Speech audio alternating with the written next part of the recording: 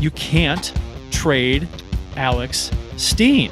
And Regina, or Regina if she were a town in Canada, she responds with, why not Bennington? Real men do drink pumpkin beer. Get ready to hear some noise tonight! Hi there, everyone. I'm Haley Wickenheiser, and this is Let's Go Blues Radio. This is Eddie Garcia from the Fox Sports Radio Network and co-host of the Puck Podcast, and you're listening to Let's Go Blues Radio. Hi guys, this is Erica Weston with Fox Sports Midwest, and you're listening to my favorite St. Louis Blues hockey podcast, Let's Go Blues Radio. You're just seconds away from Let's Go Blues Radio. Hi everybody, this is Ken Wilson. Once upon a time I broadcast blues hockey. I always listen to Let's Go Blues Radio. It's everything you'll want as a blues fan. Oh, baby. Hey everybody, well if you're podcasting, I'm coming to you after some prospect talk, and if you're just watching this video on YouTube or Facebook, first of all, welcome. Second of all, make sure you check out the podcast for the said prospect talk. I'm coming to you from my backyard on this lovely fall evening, and what a summer it's been, though, for Let's Go Blues Radio. Yes, blues season did not end the way we wanted it to, but we ran a series here called Past to the Future. It's obviously a play on Back to the Future. We had alumni on for the first half of the show, prospects on for the second half. This is the one episode that's a little different. This is one of the most fun projects I've ever worked on. We've had two of the biggest guests this show's ever had and probably will ever have, Grant Fiore and Bernie Federko. In fact, my conversation with Bernie, which was just one of the most fun times I've had discussing a guy about his career, a Hall of Famer. We talked about how, even though he didn't win a cup, if he could do it all again for the St. Louis Blues, would he do it? He would. No, I would do it all again. I mean, I'd like to have some control on the things that maybe didn't happen. I mean, I look back at our team in 80-81 when we challenged the New York Islanders when we finished with 107 points. We had a great hockey club, and it's a shame that we weren't able to keep that hockey club together and get two or three chances at the Islanders in the next 2 or 3 years with the same team. But no, I mean, I'm very proud that I was a part of the St. Louis Blues for 13 years. I wish it would have never happened that it was traded to Detroit. I mean, that was not my control. I think that you see nowadays, I mean, that doesn't really happen unless the player wants it to happen because guys have got no trade clauses, they've got no movement clauses, this, that. We never had any of that stuff. We had no free agency, we had anything. So we were totally out of control all the time. But no, I would have never changed anything else. I would love to have, as we just talked about, guys like Grammer and Joey and all these guys, Ludi, all these guys be able to stick around, and I think that we would have had an honest chance at a cup. But you know what? Such what happens when in business. Such what happens when you had so many ownership changes, and I think that's always a factor. I mean, we went from the Solomons to Ralston to Harry Ernest, and of course to Mike Shanahan, and then since then, there's been a number of changes, and I think that finally, there is a local group here headed by Tom Stillman that has a lot of great investors here that are St. Louisans that said, hey, enough's enough. We're going to go for the gusto here, and we're going to put everything together and win a cup. And that's exactly what happened last year. He also discussed how playing for a small market city kept him from kind of being a household name in hockey. Again, we're not a big market town. At the time, I think that look at the National Hockey League during all those years. I mean, basically it was the teams that from Canada. I mean, there was no television. I mean, we had half a dozen games on TV every year, during those years. So we didn't get a lot of exposure. So, I mean, when we got to play in Canada, Hockey Night in Canada once a year, Toronto once a year, and Montreal, that's really the only time that anybody else, really saw us play. So, when you're in a small market town, small market team, it really sometimes can be very frustrating. And I kind of went through that through my career. I mean, I played against the same players as everybody else did, and my numbers are probably better than most of the rest of the guys that I played against. So, I mean, that's not up to me. I said that, so many times, is that I mean, there was a lot of great players in the league. And I think in our days with all-star games, there was only, nowadays they don't go by, what position you play. You're the forward or defenseman, and they pick the all-star game based on that. In our day, it was 4 centers, 4 wingers, left wingers, 4 right wingers. So, there was a lot of good center icemen. I mean, that I don't feel belittled by any means by not, being behind them. And, guys like Dennis Savard, Brian Trottier, and, Dale Howardtrick and Wayne Gretzky and Bessie. I mean, the list goes on and on and on. So, yeah, I mean, it was frustrating during those times. I mean, I think I finished top 10 scorers 8 times and still was only on a couple of all-star, teams. But that's just the way it is. And, you can't promote yourself. It takes somebody else to do that. And it's the press that really kind of controls that. And we had, one newspaper and, 6 games on TV on KPLR. It's pretty hard to get the name out and the recognition, but that's all you got. We also had Ken Wilson on, former Blues broadcaster and, the Oh Baby guy. And he talked about his departure in great detail with the St. Louis Blues back in 2005. So I had a number of things going on, and I said to the folks at Fox, I said, that's really bogus. I said, going to the morning skate, is that making me a better broadcaster? I mean, is there something wrong with my broadcast? No, your broadcasts are great. It's just that some of the Blues personnel think you ought to show up and go to every skate. And I said, well, I just, it's difficult for me to see that. Okay. Yeah.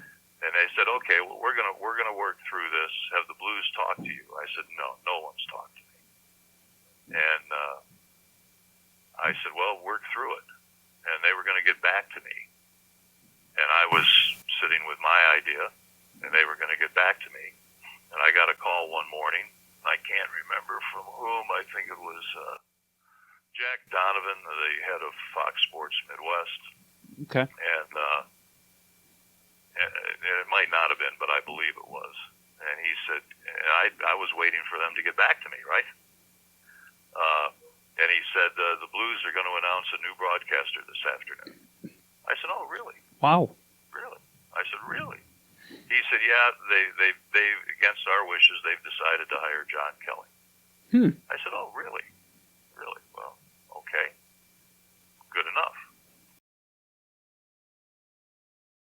Well, I've already told you that any time the Blues called and asked me to do anything, I'd be happy to do it. Yeah. And it was true in 1984.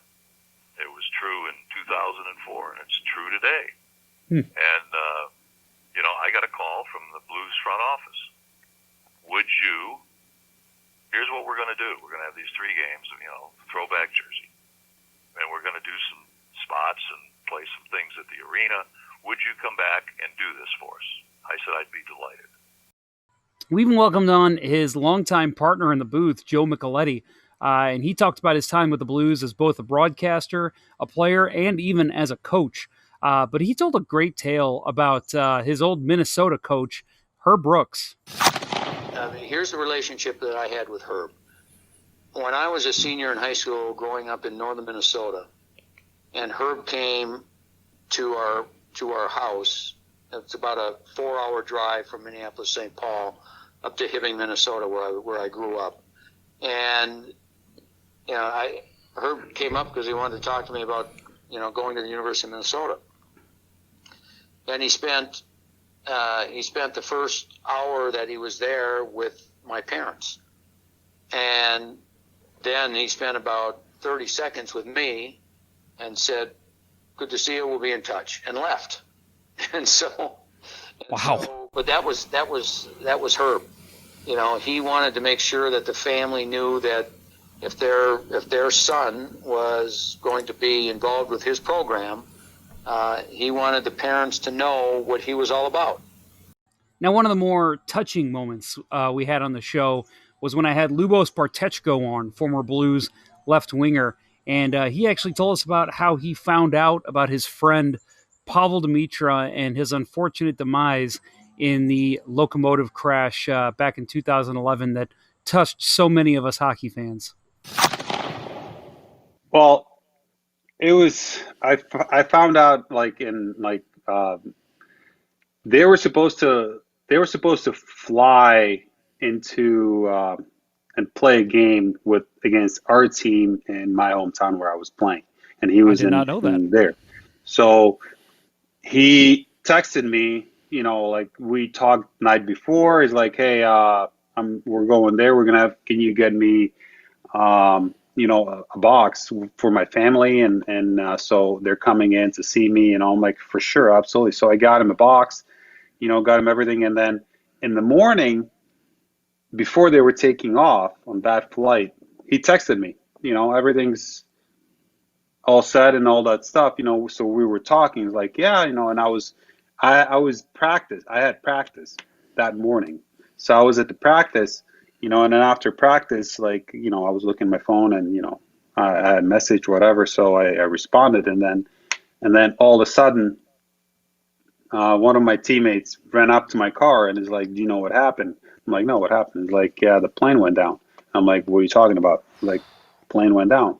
And I was like, I literally, like, it froze me, and I was like, I didn't know what to do. And I picked up my phone and I called Pavel, and straight, like, I just didn't know what to do. Like, it was just really, I honestly, like, I didn't know what to do. I was like, like in shock. Like, this is something that it's like almost like you're a family member, like, because we were that close.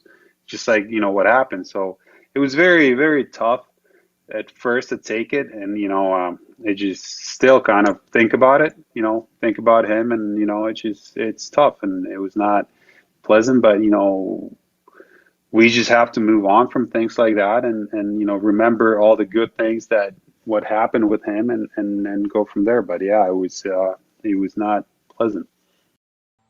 One of the more fun moments, though, of this whole series and really of the show in the 9 years we've been doing it was when I had former defenseman Carlo Colaiacovo on, and we talked about that infamous GIF or GIF, as some people like to incorrectly say, when he came from hitting the boards and the camera caught it right in a really weird spot.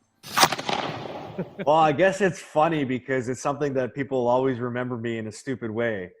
But it was hilarious. I go back to that day, and what people don't understand is that the old Joe Louis Arena, the boards were brick walls, like hard as a wall. And so what happened in that moment was I was trying to make a play, sliding on the puck, and I knew I was coming into the boards, and I'm thinking to myself, I'm either gonna smash headfirst into this thing and break my neck, or I'm going to try to brace myself knowing that this is going to hurt. So what I did was I lifted myself up and I braced the impact with the top of my knees. And that's why I made the expression that I did. And then after the game, it's funny. I'm walking around and I see a group of guys just, getting together and having laughs. And every time I would walk around them, guys would be hiding their phones like they were embarrassed about something. And I'm thinking to myself, what's going on here? Until finally, Eric Johnson says, hey, man, I don't know if you've seen this, but it's pretty hilarious. So he shows me, and I'm like, I get this awe look in my face. I'm like,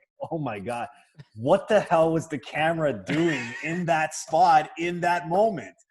And you shake your head, and the next thing you know, I'm on the bus, and my phone's blowing up with all my buddies saying, man, are you okay? What happened here? This and that. And I'm like, yeah, it's just one of those things you get caught in the moment, and those are things that make people laugh. And for me, unfortunately, it's something that I'll never be able to remove myself with, but it's something that I'll always have fun with because there's nothing I'm embarrassed about. I mean, it's just one of those embarrassing moments that end up turning out to be one of the funniest gifts ever created. Yeah. I don't know what else to say about that.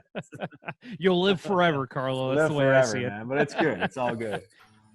And how can we forget about the time Mike Weaver came on and discussed his hit on Patrick Sharp and how he actually ran into Sharp that next summer at a wedding. Yeah, totally. I remember was it that summer I ended up going to a wedding and Sharpie was there too. Yep. So I think I heard that story. Yeah, I remember walking up to him. I'm like this. So that's it's pretty good. No, for sure, because that's the one thing that's special about hockey. You go in and how tough the Stanley Cup is. You go in blood, sweat, and tears trying to go and win that thing, and the handshake at the end of every series is just a special thing to experience. The passion and everything is there, but guys are doing that respect factor. It's pretty amazing. So even with hockey guys, look at the fighters in the league. They'll go and fight, and then all of a sudden have a beer with the guy after. So it's all about respect, and that's one thing that our game has, is that respect factor. Also on the heels of the Lightning winning the Stanley Cup, it's important to note the one non-blue we actually had on the show this summer. That was Brandon Bollig, former Blackhawk. He actually came on and talked about what it was like to win the Stanley Cup as a Chicago Blackhawk. And then Game 6 in Boston, the team had flown all of our families out there, and we were down with like a minute 30 left. We were down by a goal, so we're all thinking, all right, maybe we go back to Chicago for Game 7, and then hopefully we win it there. Bickle ties it up. 17 seconds later, Bolin takes the lead, and we're going insane. And so then it's like it's a complete roller coaster, thinking you're losing, to then thinking, okay, cool, we're going to go to overtime, and then, oh my God, we're actually about to win this thing. And so we did bolt out on the ice. Everyone's going absolutely berserk. And I was extremely nervous, to say the least, to touch the cup, but because I didn't want to drop it, I was like wiping my hands. I was wiping my hands like crazy on my jersey, on my pants, and all that stuff to make sure that they were as dry as could be. And so as soon as I got to touch that thing and to hoist it and kiss it and skate around the ice with it, it was just the coolest experience ever, and one that, of course, I or anybody else that's experienced it will probably never forget. So many great stories came out during this time. I mean, it was just amazing, some of the stuff we heard. But one of the greatest ones, for me at least, came from Jeff Brown. And he talked about how when he was traded to the St. Louis Blues, goalie Greg Millen was the one that kind of brokered the deal with the Blues. But Millen wasn't exactly happy with what they had to send to get Brown on the Blues. Funny story about that trade. They at the time I had stayed home. The team was in Buffalo, I think, and Coach and I had a little. Michel Bergeron and I had a little bit of a spat, and so he was kind of leaving me at home for the road trip, and so I was out by myself. Well, a couple of injured guys, and we were shooting pucks at the Coliseum. And St. Louis got there the day before, and they got to the rink, and Greg Millen was standing beside Brian Sutter and said, "Wow, Sudsy, we could sure use that guy on our power play," because I was taking shots from the blue line, I guess. And I can't remember. 2 weeks later, they were in New York City, and Mills gets off the bus, and Brian says, "I need to talk to you. You just got traded for that power play." He was none too happy. But so after hearing this from Jeff Brown, I thought, man, we have to get Greg Millen on. So I decided to put in a call to Greg Millen. He came on, told us his side of the story. It was kind of funny at the time, because don't forget, I mean, I drove with Brian Sutter for a couple of years. I mean, he was a very good friend. And now he's my coach. So I'm sitting beside a friend/coach, just the two of us on the Quebec bench. It's maybe something you wouldn't say to every coach, but I could because of the situation. And I said, "Geez, Brian, we got to get that guy. I mean, we do, our power play, wouldn't he be something?" And he said, "Yeah, you're right." And 2 weeks later, the deal was done in New York City, and I get called in by Brian. And he says, "I got news for you.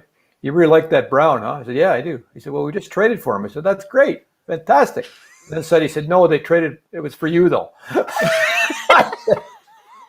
So to make matters worse, I mean, remember, there's no social media back in the day and everything else, and this didn't happen. There was some confidentiality involved.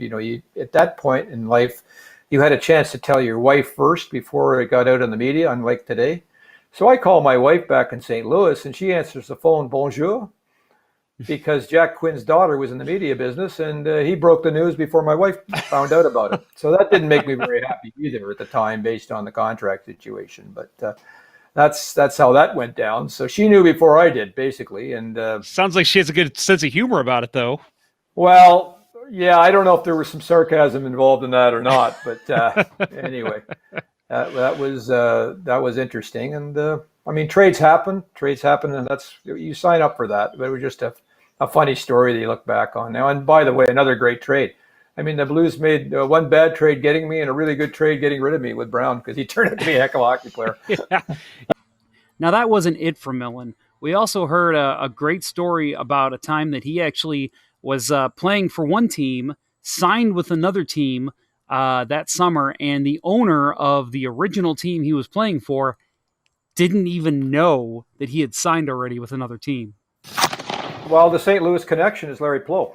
Larry Right. was the general manager in Hartford at the time, a brand new general manager, and they were looking to retool things. And I had a fun series before that, of course, with Pittsburgh, playing against the Boston Bruins at the time. And so, anyway, to make the long and the short of it is, Larry asked us, I believe it was just around the draft, they came up with an offer.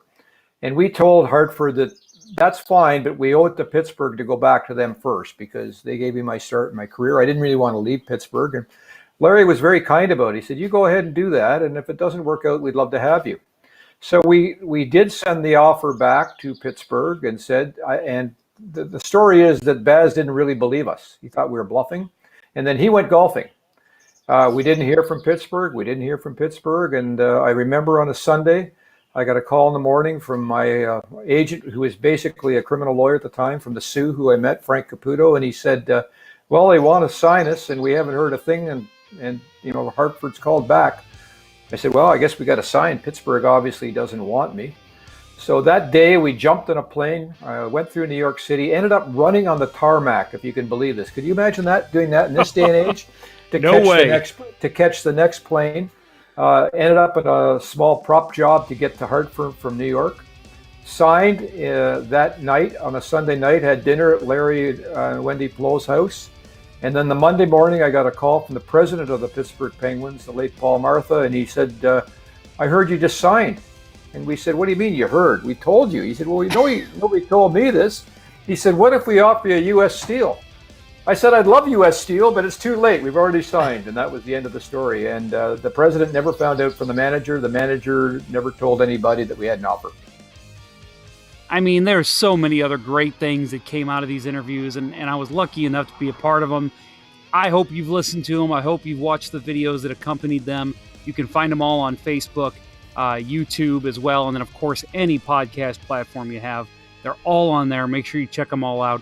These interviews with Blues alumni, with Ken Wilson, with Brandon Bollig, and then, of course, just the other greats that I've mentioned, and even others that haven't been mentioned, like Curtis Sanford. Check them out. I mean, it was just so much fun to learn about these guys. So again, any podcast platform, Facebook, YouTube, make sure you check it out there. We're going to close up the show, so I want to thank everybody for listening. Make sure you check out the letsgoblues.com shop for shirts and stickers. Subscribe to us on Apple Podcasts, Google Podcasts, wherever you get your podcasts. And if you are on Apple, make sure you give us that 5-star rating. That helps people find the show. Also, if you're on Twitter, make sure you follow us. The show Twitter is at LGB Radio. My Twitter is at JPonder94. Other hosts of the show, Kurt Price. Kurt is at Kurt Price. Bill Day is at Billy Blue Note. And, of course, we are on Facebook and Instagram as well, so we encourage you to follow us there as we're constantly posting stuff. So, again, thank you, everybody, for watching. Next show, we're going to do a live show ahead of free agency. Kurt and Bill are going to join me, and we're going to be on next week sometime, probably Wednesday. And we're going to do a live show talking about the big free agency period coming up as the season is officially over. So make sure you tune in for that. Well, thanks, everybody. I really appreciate it. And thanks to all the great guests we had this summer.